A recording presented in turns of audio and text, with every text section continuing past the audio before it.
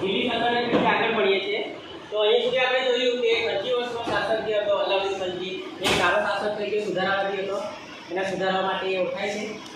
હવે ત્યાર પછી આવે છે દિલ્હીમાં તુગલક વંશના શાસકોએ આ ખલજી વંશ નબળો પડતા, એના વારસદારો નબળા પડતા તુગલક વંશે સત્તા સ્થાપી અને એ સત્તા સ્થાપી ઈસવીસન 1320 થી 1414 સુધી આ તુગલક વંશે શાસન સ્થાપ્યું।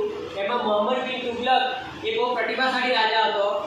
એના સમયમાં એને સુધારા દાખલ કર્યા, બરાબર। એને એમ લાગ્યું કે દૌલતાબાદ જે છે મહારાષ્ટ્રમાં આવેલું છે અત્યારે હાલમાં, ત્યાંથી આખા ભારતમાં શાસન સારી રીતે થઈ શકે, એને દિલ્હીથી દૌલતાબાદ પોતાની રાજધાની ખસેડી નાખી।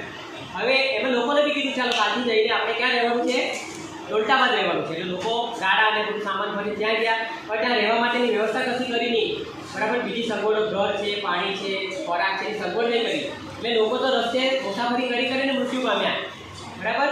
પછી પાછી એને એમ થયા કે ભૂલ થઈ ગઈ, ચાલો પાછા દિલ્હી, એ દૌલતાબાદથી પાછો દિલ્હી લઈ આવ્યો। એટલા માટે એને તરંગી રાજા કહેવામાં આવે છે। એને કામ સારું કરેલું, એના જમાના પ્રમાણે એના સુધારા બરાબર હતા, પણ એને કોઈ વ્યવસ્થા નહીં કરેલી। ખ્યાલ આવ્યો? એના સુધારા જમાનાથી આગળ હતા। પછી એને બીજો સુધારો કરેલો, એણે તાંબાના સિક્કાનું ચલણ શરૂ કરેલું। એટલે એણે શું કરેલું, કંસાર જે હોવી જોઈએ ને રાજ્ય સરકારને અંકુશમાં, તે છાપી લઈએ તો લોકોએ શું કર્યું, ઘરે ઘરે સિક્કા છાપવા માંડ્યા। એટલે બધો પૈસાનો ભરાવો થઈ ગયો, ત્યારે આવ્યો ને, એટલે ફુગાવો થઈ ગયો। એટલા માટે આને આ જે છે મોહમ્મદ તગલક જે છે એને એની તરંગી યોજના માટે ઇતિહાસ યાદ કરે છે। ખરેખર સુધારા સારા હતા, પણ એ જમાનાથી આગળ હતા અને લોકો એને સમજી નહીં શક્યા સુધારા, અને એને સુધારા માટેની જે પ્રાથમિક સગવડો કરવાની તે કરી નહીં, આગોતરું આયોજન કર્યું નહીં। એટલે દિલ્હીથી દૌલતાબાદ ગયો, દૌલતાબાદથી પાછો દિલ્હી લઈ આવ્યો, એટલે પ્રજા કંટાળી ગઈ, રસ્તામાં મૃત્યુ પામી અને કીધી કે આગળ હાવ તરંગી રાજા છે, બરાબર, હાવ તરંગી છે। આમ કરીને એ ઇતિહાસમાં એની સારી યોજના હોવા છતાં બદનામ થયો, બરાબર। હવે એના પછી એના વંશજો નબળા પડતા એ સમયમાં એના પછી ફિરોઝશાહ ગાદી આવ્યો, ફિરોઝશાહ તુગલક।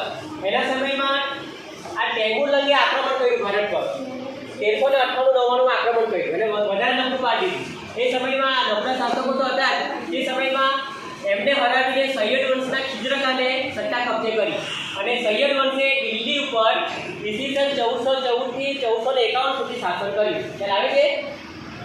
તો એમાં એ લોકો પણ લાંબો સમય શાસન નહીં કરી શક્યા, નબળા પડ્યા। અને એના પછી છેલ્લે લોડી વંશ આવ્યો અને લોડી વંશના શાસક બહલોલ લોડીએ લોડી વંશનું શાસન દિલ્હીમાં સ્થાપ્યું ઈસવીસન 1451 થી 1526। અને એ સમયગાળામાં પાણીપતનું પ્રથમ યુદ્ધ થયું। પાણીપતનું પ્રથમ યુદ્ધમાં તમને ખબર છે કે મુગલ રાજા બાબર ભારત પર આક્રમણ કરે છે દિલ્હી પર, અને એને પાણીપતના પ્રથમ યુદ્ધમાં એણે ઈસવીસન 1526માં આ ઇબ્રાહિમ લોડીને હરાવ્યો અને દિલ્હી પર સત્તા સ્થાપી। આ રીતે દિલ્હી સલ્તનતનો અંત આવ્યો ઈસવીસન 1526માં અને મુગલ વંશની શરૂઆત થઈ। કેમ કે બાબર મુગલ વંશનો હતો, એટલા માટે એને મુગલ શાસન વંશ તરીકે ઓળખવામાં આવે